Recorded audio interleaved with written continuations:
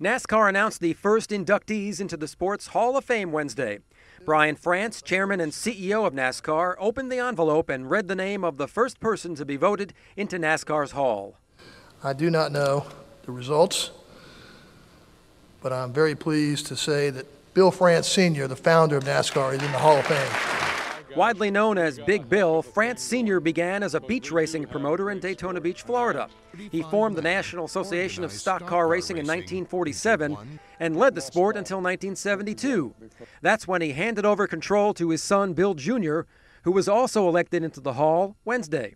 France Jr. spent nearly 30 years overseeing the sport as it began to grow beyond its southern roots to become a national series. NASCAR's all-time winning driver with 200 race victories and one of the sport's two seven-time series winners, Richard Petty, was also voted in, as was another legendary driver. The other seven-time champion is in the Hall of Fame, Dale Earnhardt. Known as the Intimidator, Earnhardt drove his number 3 car in an aggressive style, racing to 76 wins, including the 1998 Daytona 500. He died in an accident on the last lap of the 2001 Daytona 500.